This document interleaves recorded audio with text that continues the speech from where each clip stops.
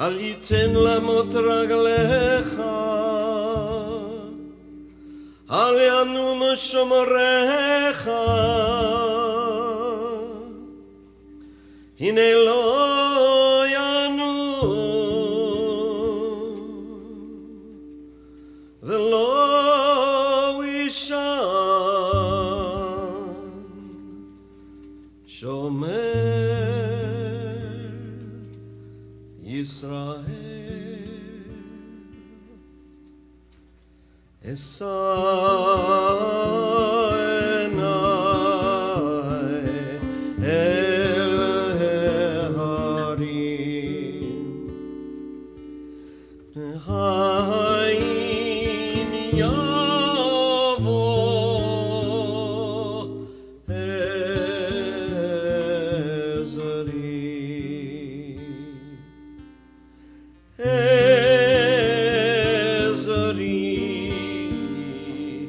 Mehim Adonai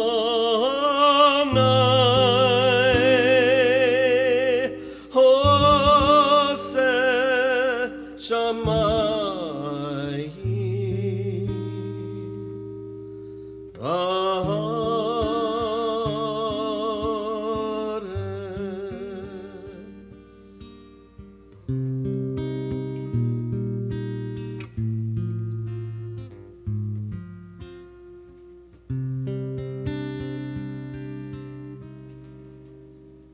I lift my voice when all is dark, to God's hands I place my heart. B'yado afkid ruchi, I'm not afraid, Adonai. I lift my eyes when all is night, when I need help, I seek God's light.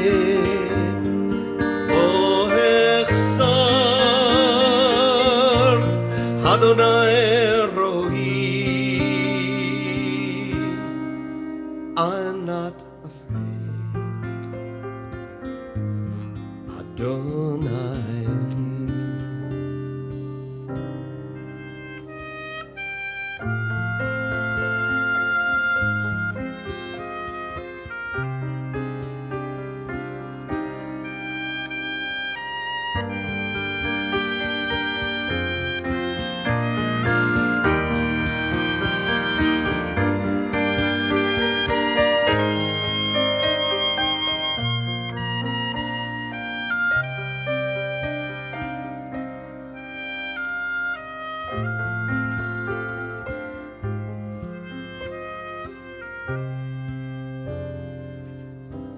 I'm not afraid,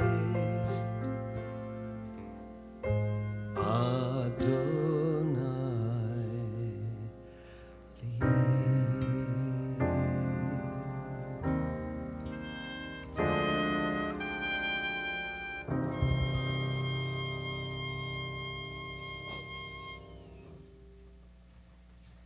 Good evening. I will invite you to turn off your cell phones, please, at this time.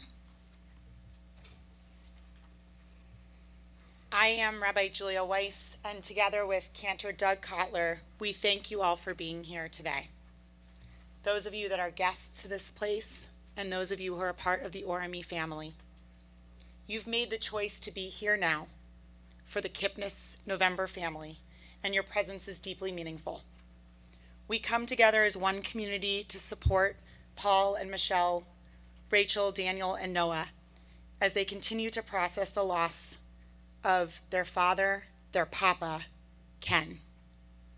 While we can't lessen the grief of losing Kenneth, we can show our love and care for the family as they process the early stages of their grief.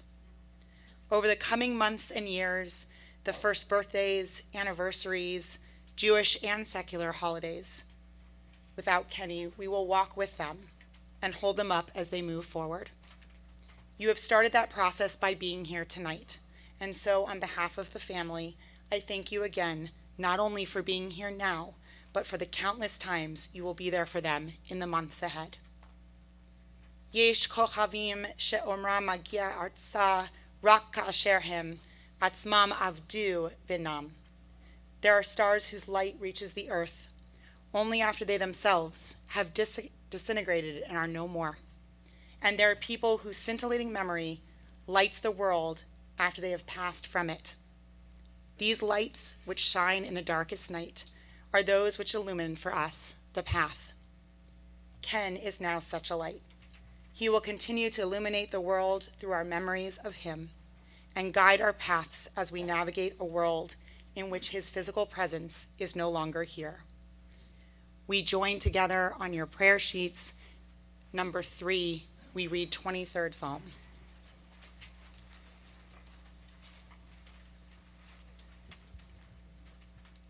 A Psalm of David. Adonai is my shepherd, I am complete. In lush meadows you let me lie down. Alongside tranquil waters you lead me. You restore my life. You guide me in paths of righteousness for the sake of your name. Even when I walk through the valley of deep darkness, I fear no harm, for you are with me. Your rod and your staff, they reassure me. You set a table before me in the presence of my enemies. You anoint my head with oil. Wine brims over my cup. Indeed, goodness and steadfast love shall pursue me all the days of my life, and I shall dwell in the house of Adonai as long as I live.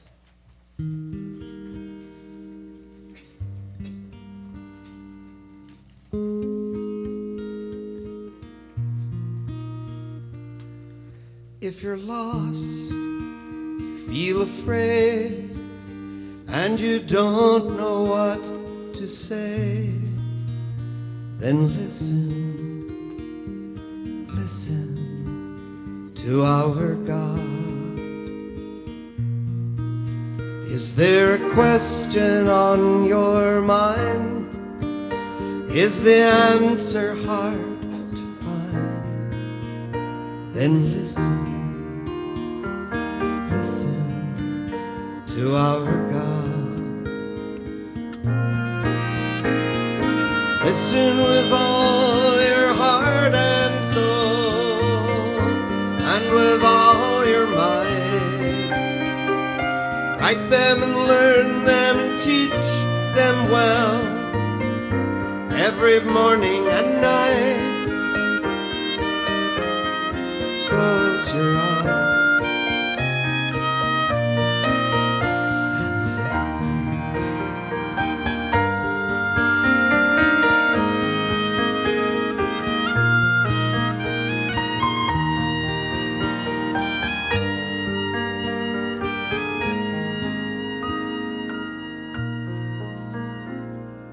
Quiet yourself, there's nothing to say. Stop all the chatter, it gets in the way. To our God. When the wind and the thunder finally disappear, there's still a voice that you will hear if you listen our God. You can hear it from the top of the highest hill, from the valley below. It can come from the edge of the universe. It can come from within your soul. Close your eyes.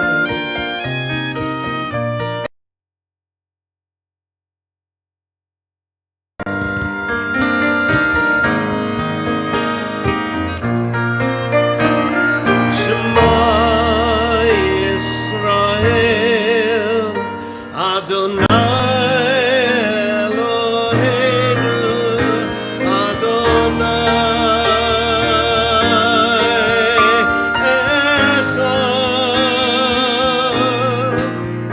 Baruch Shem Kivod, Alechuto Leholam Vaed.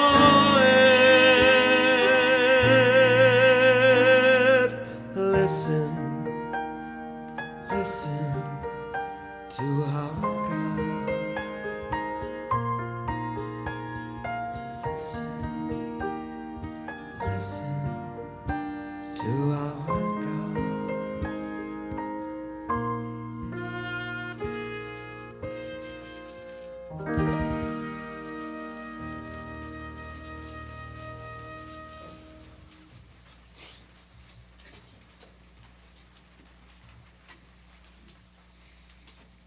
It is a fearful thing to love what death can touch, a fearful thing to love, hope, dream, to be and oh, to lose.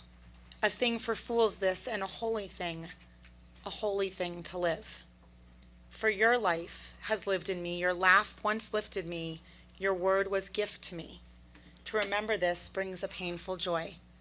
'Tis a human thing, love, a holy thing, to love what death has touched.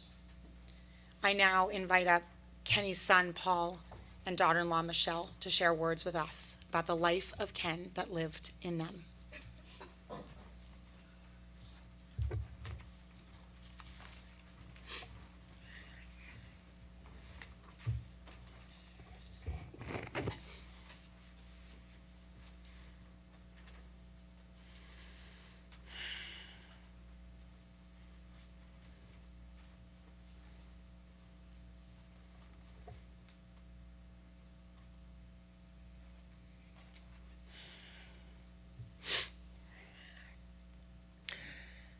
I know it's different today because I'm sitting down there, and I think I haven't really done that since my kids were Rabbi Julia's kids' age, and I used to go off the bima all the time when the cantor was singing, and sit with them when I wasn't needed up on the bima. And I know it's different because I don't have my cell phone with me. I actually left it in the office, and I don't think I've done that ever. And I know it's different because I have this ribbon and it's torn.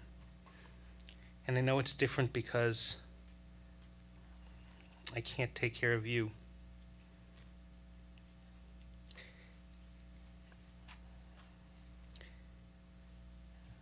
Last week when we did the funeral for my dad, we were beginning the book of Devarim, of Deuteronomy, the last book of the Torah. Moses at the end of his life, and he's recounting the stories of the collective life of the Israelite people. And by recounting memories, Moses illuminates the cherished values and embeds them for the next generation. On that day, I said, as we gathered to remember Ken, Papa, my dad, we too were recounting memories, and thereby embedding them for all of us here and for subsequent generations. My most abiding Jewish memory, my most abiding early Jewish memory, is with Papa and Lalam and with my mom. It involves building a sukkah at Congregation Shalom in Chelmsford, Massachusetts. My mom and dad, I think my siblings, and other families gathered, and we measured and sawed, we hammered and nailed. It took us all day in that parking lot, and everyone had fun building a sukkah. Years later, when Michelle and I had our family, we continued this tradition, building the sukkah, and we brought out 3 generations, my parents and my in-laws, Murray and Terry, who passed away earlier this year. But especially for me, it was with Papa, as we joined together and with the kids in the background. Except for Papa, none of us were really handy with tools. Yet we got the job done, creating and adorning a temporary dwelling. Year after year, we would dig into a boxed collection of Sukkot decorations and hang fall-colored fabric leaves, faux fruit, and dried flowers. In that rickety temporary dwelling, we were reliving the ancient biblical wandering, and we were creating memories together. My second most powerful memory is really 2. It's Papa's phone calling ritual, which Michelle will tell about. It started when I was a kid, when he had us call my grandparents every Sunday. But she'll tell you more. So the other part of that is the trips we would take, that he would take us, he and Mom, to Abaco and to Mexico and to Florida, Disney World. The best part for the grandkids was that Papa would fill the bottom drawer in the bureau in his room with candy. I mean to the brim filled with chocolate.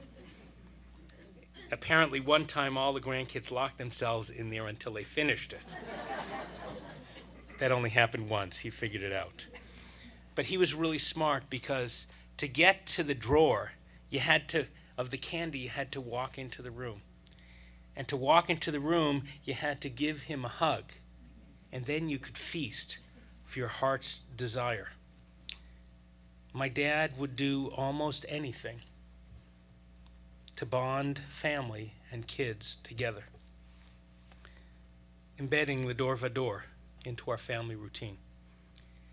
My third most powerful memory of Papa is how he and Mom opened our house to each year to about 20 teenagers for nifty home hospitality conclavettes, or retreats.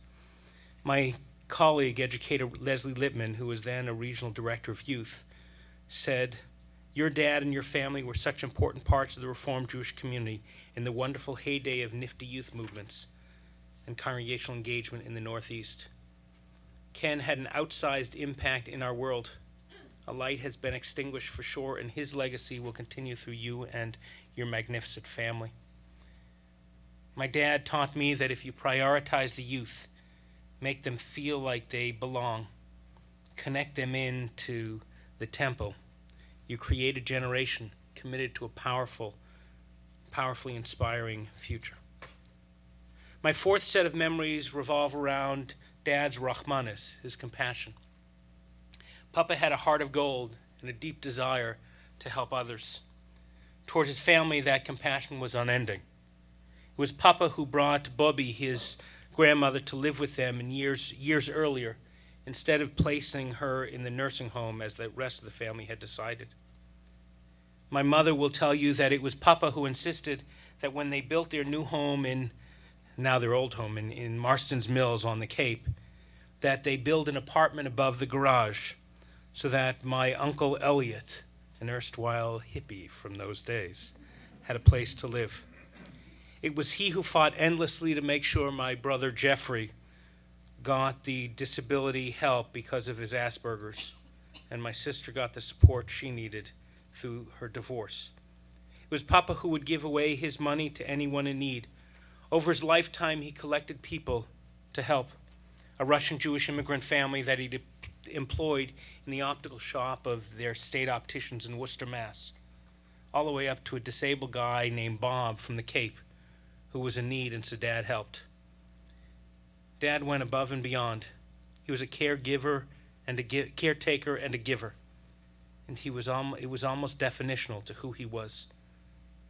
I realized since he died that from my dad I gained an appreciation for Judaism and, of course, for Israel, a devotion to family, a prioritizing of our youth, an overarching need to care for others, and most importantly, a love of chocolate. I learned to fundraise from him, to work tirelessly, to try not to do things in a half way of doing it. I don't mind being. From my dad, I learned the values that animate my life. From my mom, I learned the skills on how to effectuate it and make it all happen, and how to write. Those memories warm me as I contemplate the challenges in his life.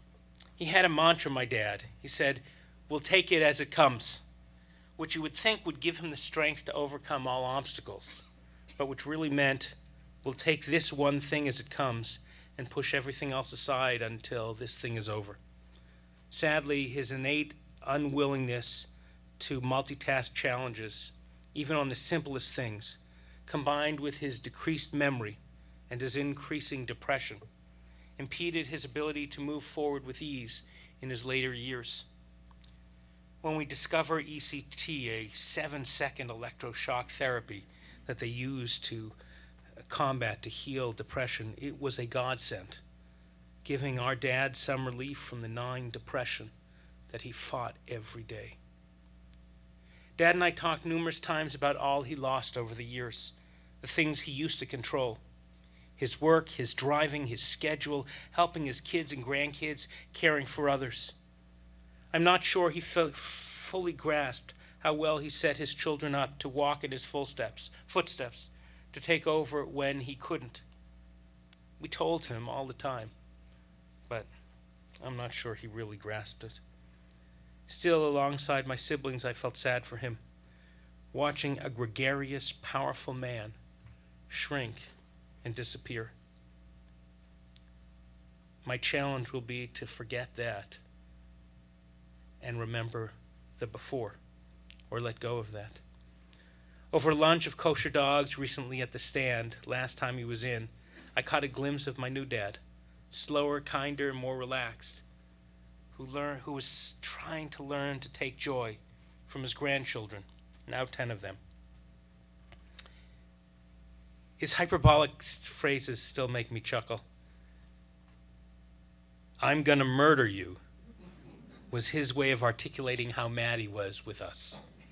"This is torture," was his way of saying something was emotionally upsetting to him. It was a generation. He also, whenever we got hurt, he'd say, "Don't worry, I'll go to Marshall's and buy you a new one," no matter what happened. But he also said, when something was one of a kind, he would say, "There's no facsimile." Regarding Papa, there's no facsimile. Dad and my mom, Linda, Mom, celebrated 60 years of marriage last June. From their beginnings at UMass Amherst, where he insists he was a BMOC, a big man on campus, they shared a love of family, the beach, and even beach vacations. As they aged, they enjoyed a 5 o'clock drink, a 9 o'clock scoop of ice cream, and a plethora of Lifetime and Hallmark movies. In fact, when I saw Matt Gross's mom, who probably produced 75% of those movies, I thanked her profusely for giving them comfort in their age. Nearing his end, Dad worried about Mom and only wanted to see Mom and give her his trademarked 3 kisses, one on a cheek, and one in the middle.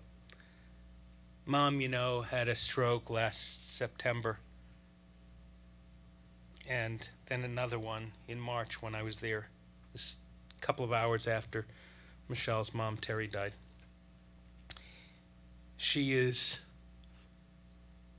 in rehab, healing, 95% working her mind, and it's a long road. Sometimes I think my dad's quick exit, this man who never once had heart issues, dying quickly from a massive heart attack, was because he only wanted to relieve the stress on my mom and the family so that she had the best chance of fighting back from her stroke.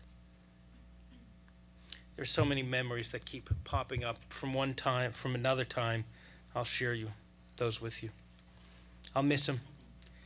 The biggest emptiness, I suppose, will occur each year when I and Cantor Doug and Rabbi Julia gaze out from the podium on the bima at the High Holy Days. I will not see him right there, 6th row back, stage right, smiling his big smile at his son, the rabbi.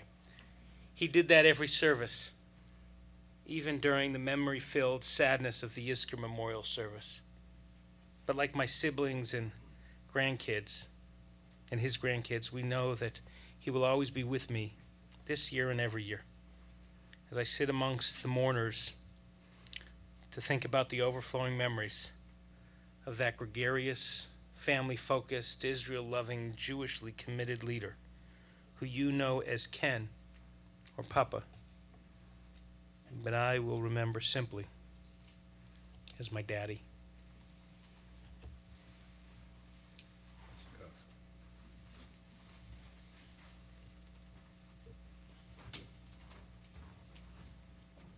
And Michelle.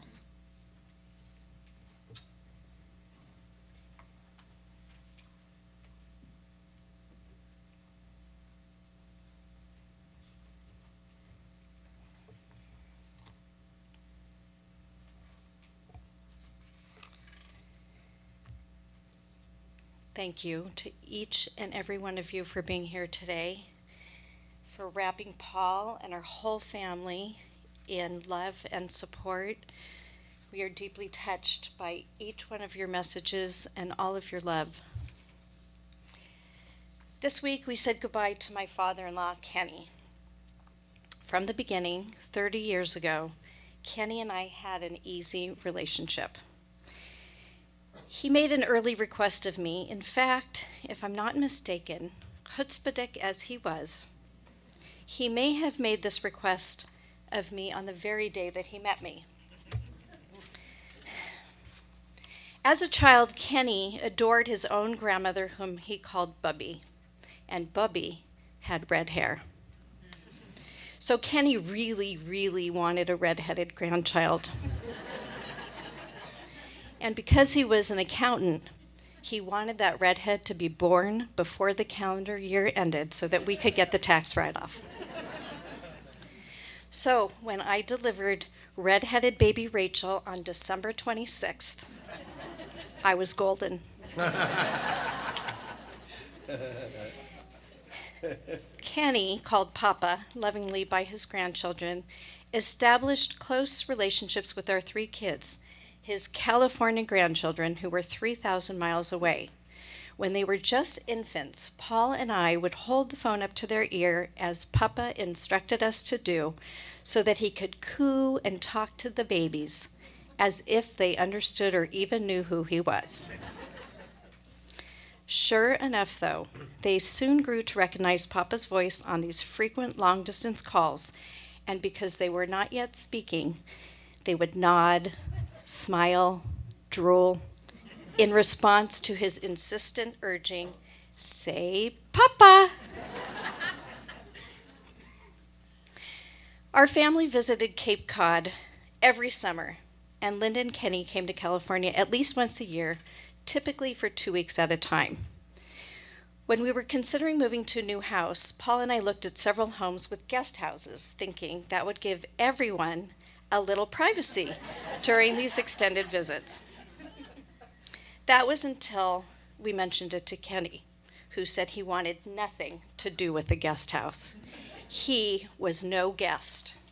His wish was for the kids to come into his bedroom each morning, and he did not want to miss one moment of their day. And the kids returned that affection, and they adored their attentive Papa. On one very special family trip to Abaco in the Bahamas with all the Kipnis kids, spouses, and at that time 9 grandchildren, I caught Kenny silently gazing in at the whole Kipnis clan, simply watching and grinning. The whole family just being together gave him such pure pride and joy. Kenny was a kidder, routinely telling silly stories and teasing us. I once grabbed an opportunity to join him in on his own game. Kenny was an avid gardener, growing his own vegetables at home, and he would plant flowers in our yard when he visited.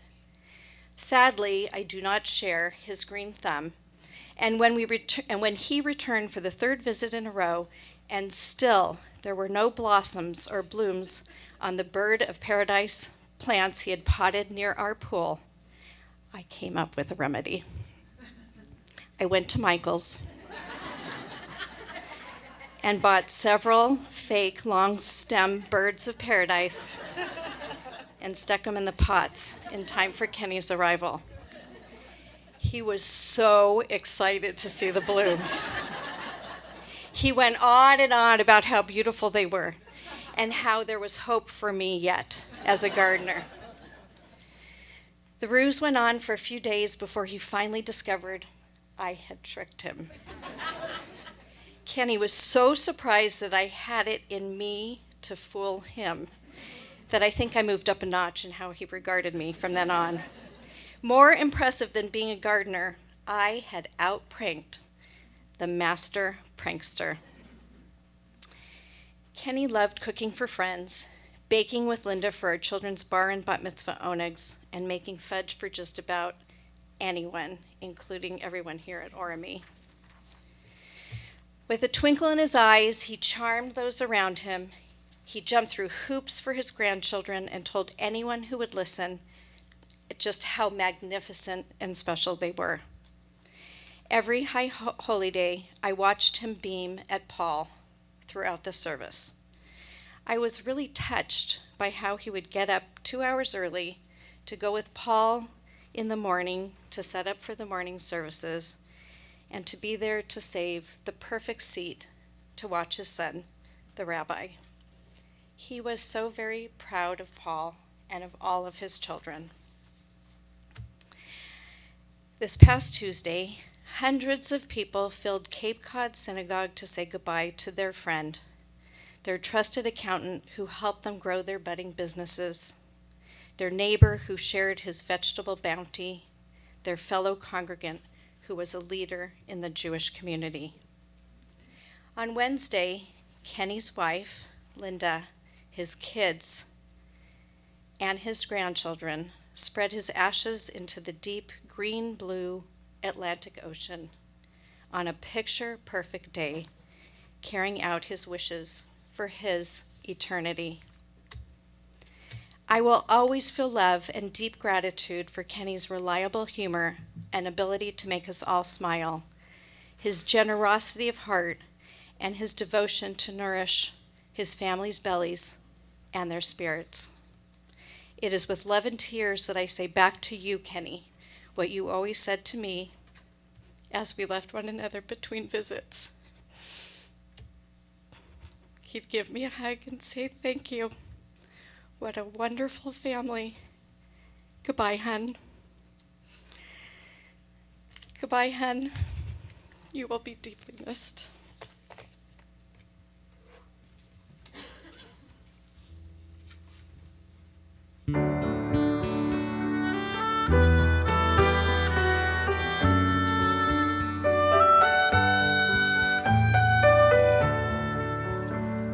In the garden there's a tree planted by someone who only imagined me.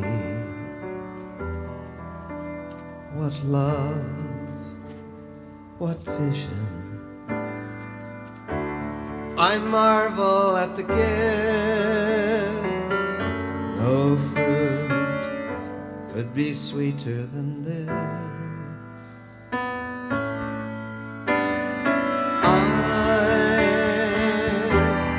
Standing on the shoulders of the ones who came before me.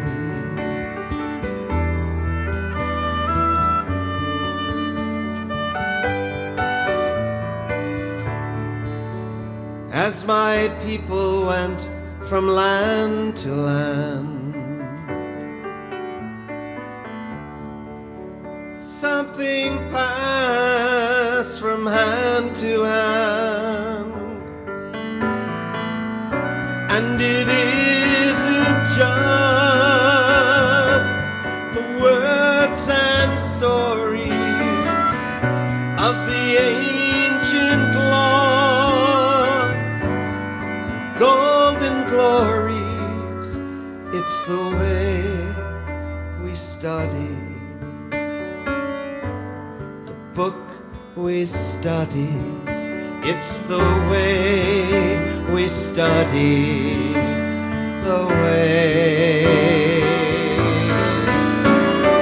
I'm standing on the shoulders of the ones who came before me.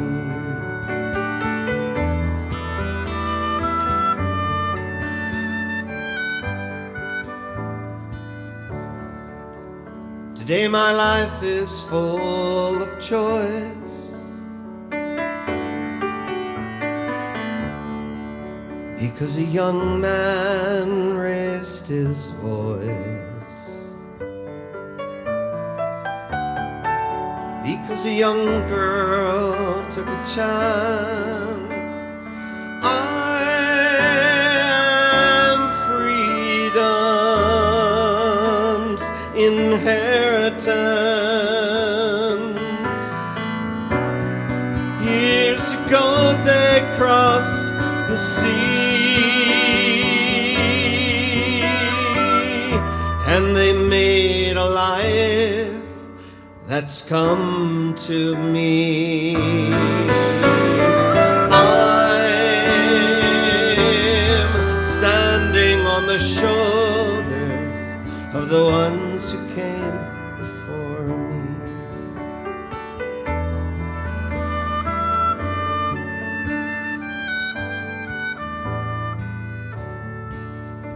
So in the garden I'll plant a seed,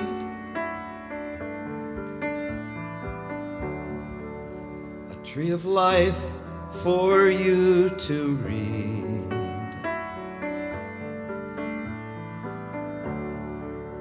The fruit will ripen in the sun.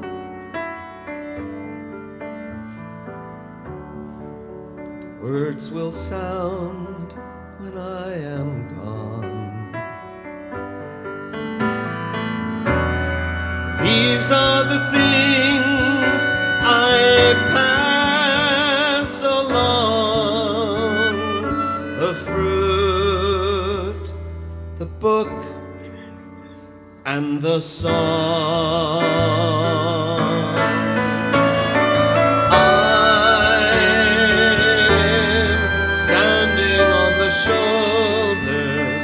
Of the ones who came before me, I'm standing on the shoulders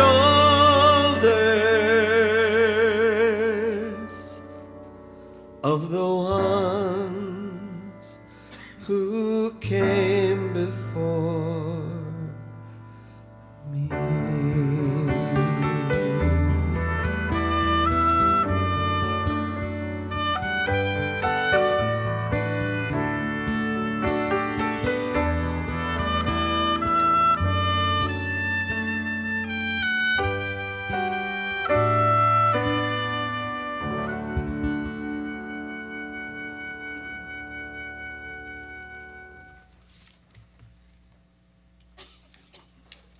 Number 6 on your prayer sheets.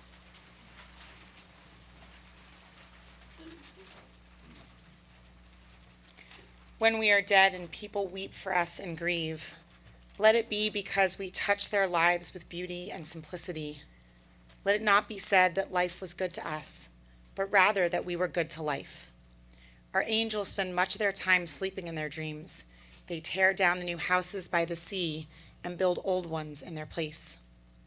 No matter how long they may sleep, 100, 200 years, 10 centuries is not too much. The first to wake up takes the torch that's been handed down, adds a drop of oil to the lamp versus the eternal lamp, and then recalls the name of every other angel, and one by one, as they are remembered, they wake up. For them, as for us, there's nothing more beautiful than memory.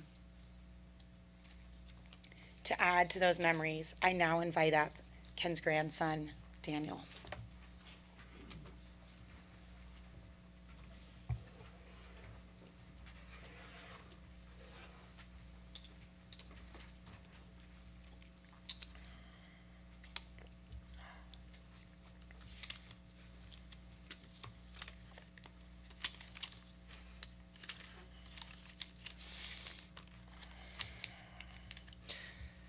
The day that Papa passed away, my girlfriend and I drove my dad to one of his friends' homes in Studio City. On the way back, we passed a restaurant called Carney's, and Noam asked if I had ever been there. It's a hot dog restaurant set up in an old train car. It also happened to be one of Papa's favorite spots to take us when he visited us in Los Angeles. Later on the drive, I called him and left a voicemail to let him know I was thinking of him. It hurts a ton to think that I just missed talking with him one last time that day. But that moment turned out to be pretty impactful because it got me to start thinking of all the special memories I have with Papa and how most of them seem to be connected to food.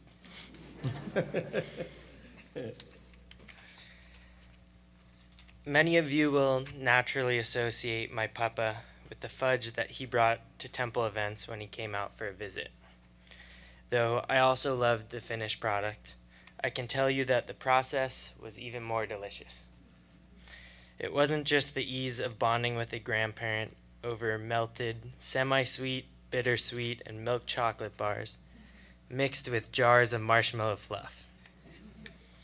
It was also the way he had us clean the mixing bowl afterwards, making sure we scooped and licked clean every last bit of chocolate. And the joy that he found in seeing that most of it ended up on our faces and clothes. Sometimes Papa's sweet tooth was a little unconventional. After years of Papa teasing his grandkids about his love for strange cuisine, like dirt and bugs from the backyard, my dad decided to test how far Papa would go to make his grandchildren laugh. Without Amazon back then for any weird shopping needs, I'm not sure where he got them, but my dad brought with us to a family visit some special treats: chocolate-covered crickets and honey-covered bees. I remember Papa enjoying that meal that day almost as much as he enjoyed seeing the amazed look on all of our faces. He made it look so delicious that I even wanted to try some, although I don't think my parents let me. It wasn't just sweets, though. Papa loved taking us to the Benihana restaurant during his visits to Los Angeles, which he simply called Chop Chop.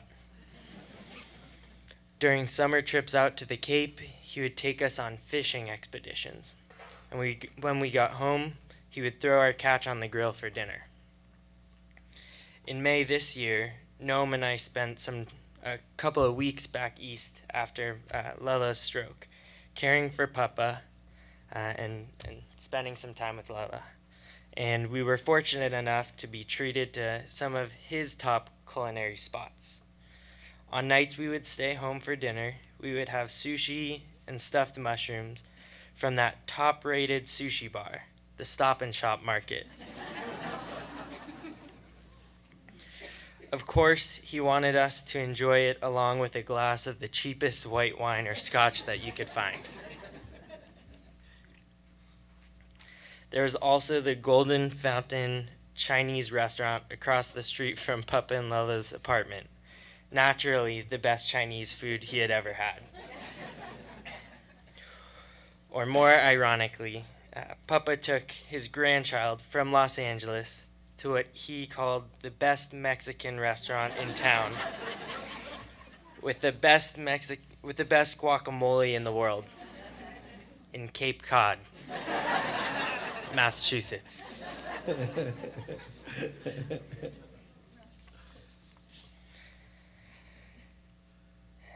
It's gonna be hard to move on without someone who made such a huge impact in my childhood and life. It'll be weird going back to the Cape and not seeing him there.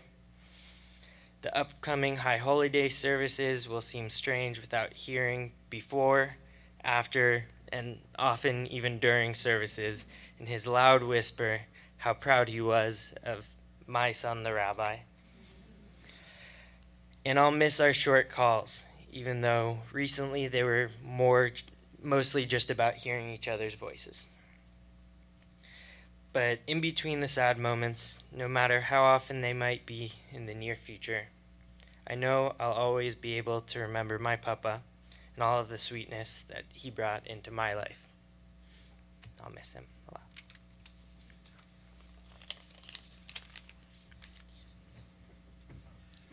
And friend Michael Kaplan.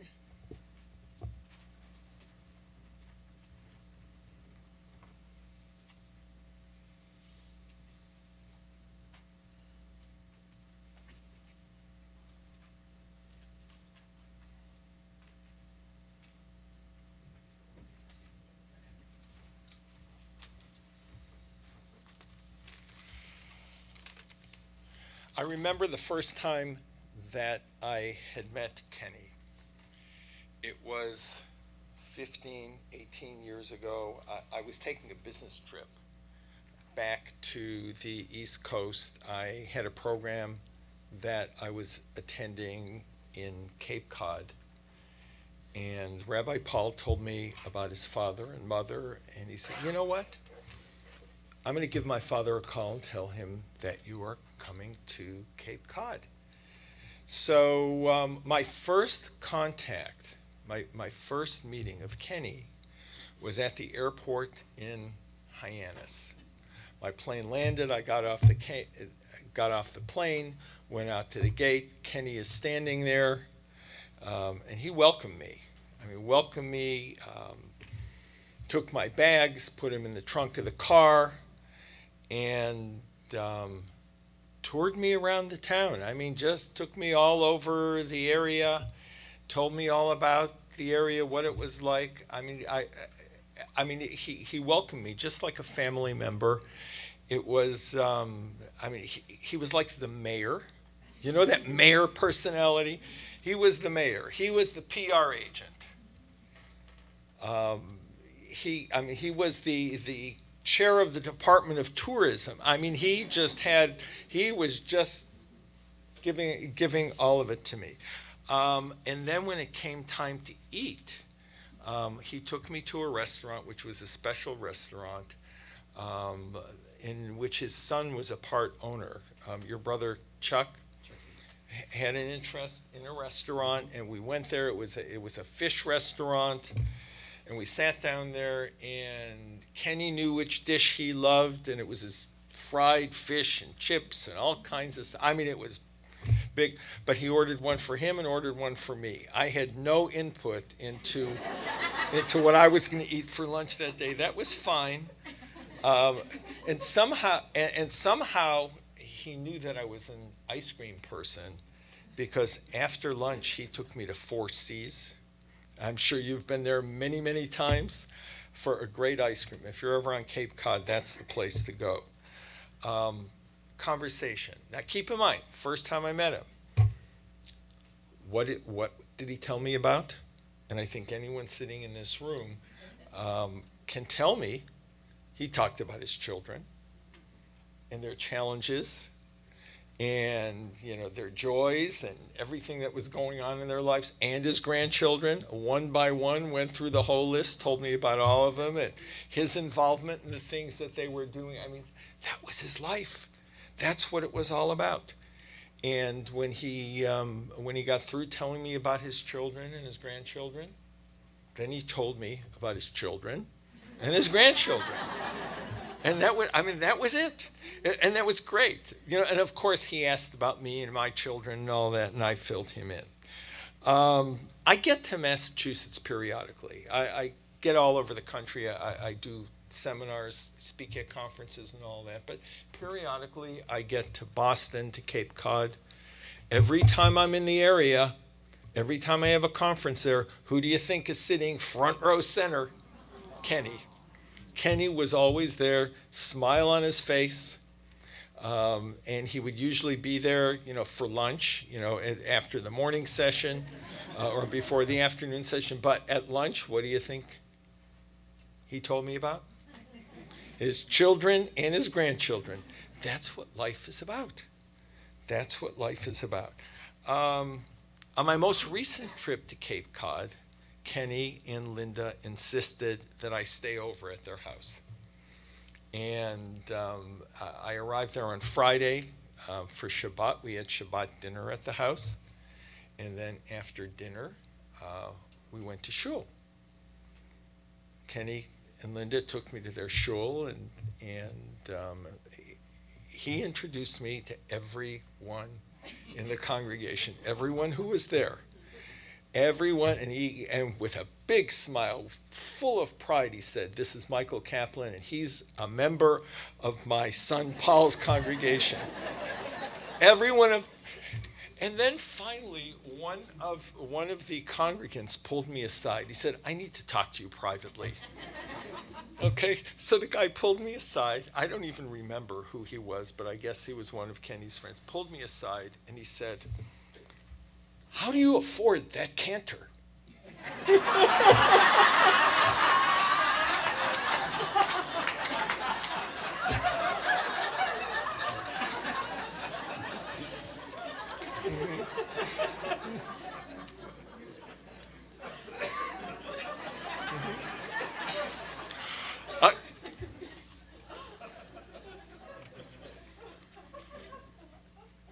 We're not supposed to be laughing, are we? But anyway, I guess this is a minion service. As we've already heard, Kenny was the creator and the master chef of the glue that holds Congregation Oramy together, his fudge. We all look forward to it every year. Unbelievable. I don't mean to be insensitive at a time like this, but does anyone have the recipe? Okay. And then at the holidays, one thing I enjoyed about the high holidays, when I would get there early to set up for the video and the photography and all of that, Kenny would be there, standing there, with a big smile on his face, just taking it all in, watching all the preparations, getting everything set up. Looking at his son, the rabbi, up on the bima. This was before the service started, and he had a smile on his face that could light up the whole room, that lit up the whole sanctuary, that could light up this whole sanctuary. And I have to tell you, knowing Kenny, knowing what I knew about him, that light still shines. That light still shines and will continue to shine. As Kenny's life was a blessing, his memory will be for a blessing.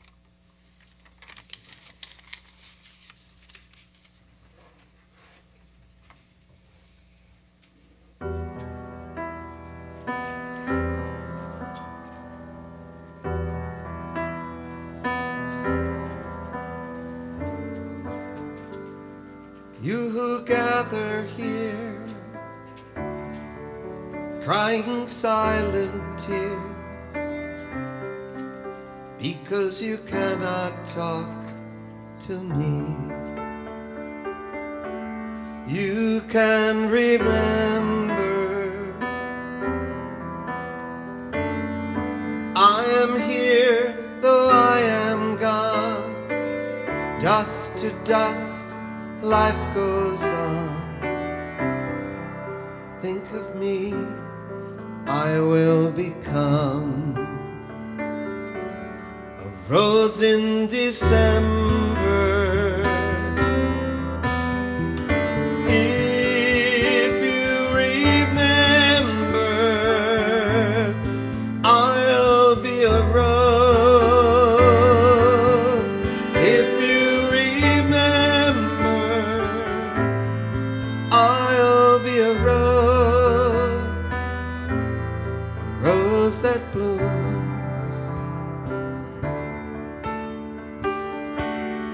in December.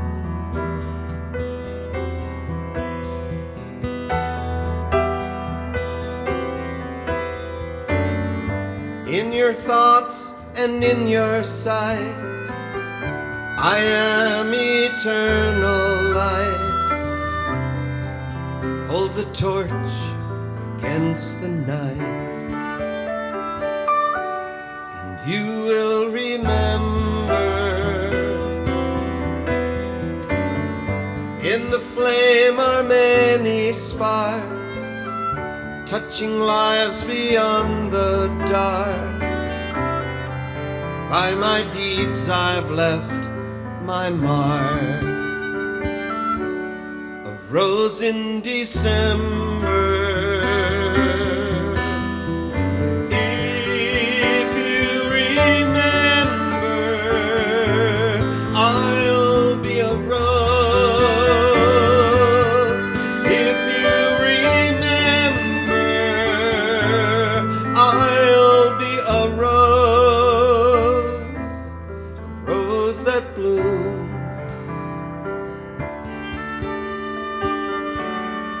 in December.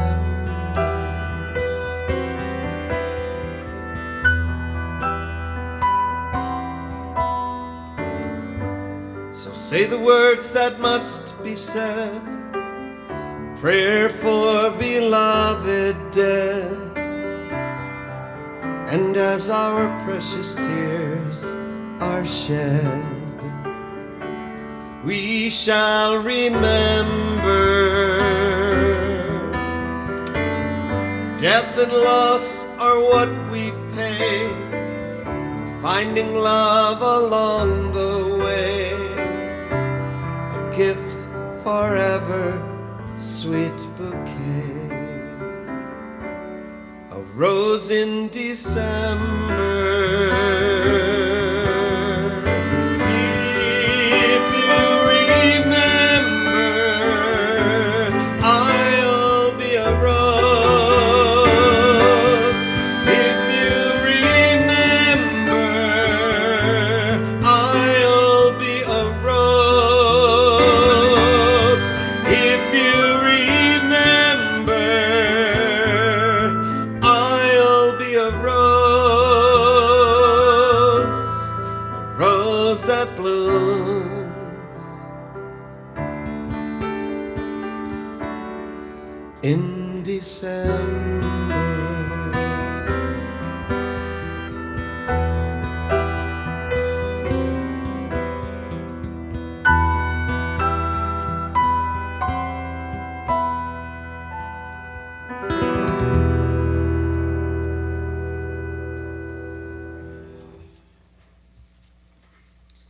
I now invite you to rise, standing with Paul, Michelle, and family as we recite Mourner's Kaddish number 8 on our prayer sheets.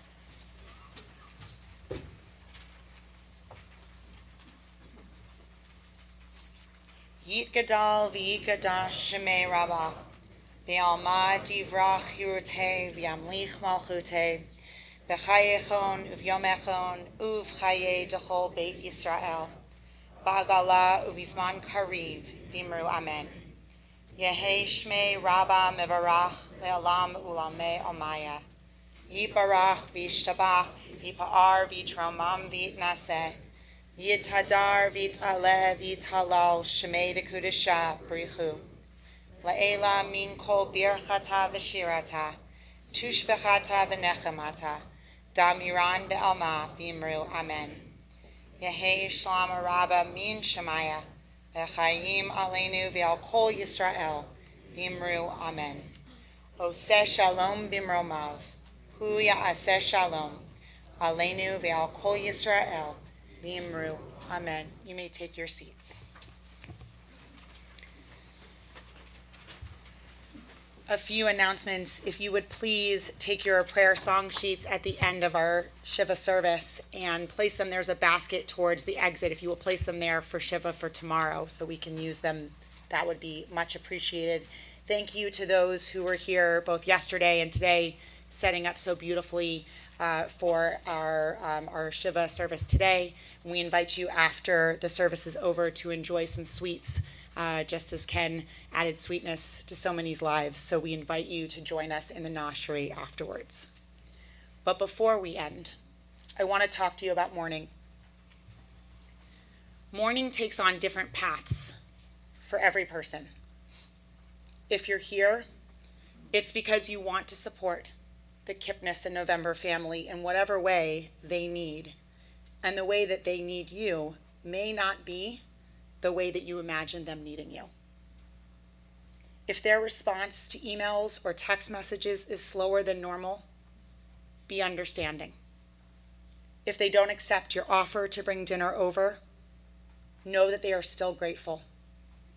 If their reactions to your simchas, your joys, are less exuberant than you would have expected, know that their joy is tempered by a broken heart. If their response to "how are you doing" is fine, know that they appreciate that you asked, even if they are unable to say more. Tonight, if you see Rabbi Paul and family, please give a quick hand squeeze, a hug, or even a wave, and then move on. We are tempted to chat and to dive into a conversation and to hold them for a while. Our support is amazing and overwhelming. Allowing some space, both physically and emotionally, is a gift that we can give to Rabbi Paul, Michelle, and their family. Let's be kind. Let's be patient. Let's be loving. This is how we were taught to take care of one another by Rabbi Paul. And this is how Paul, son of Ken of blessed memory, along with the entire Kipnis family, needs us to care for them right now. Thank you.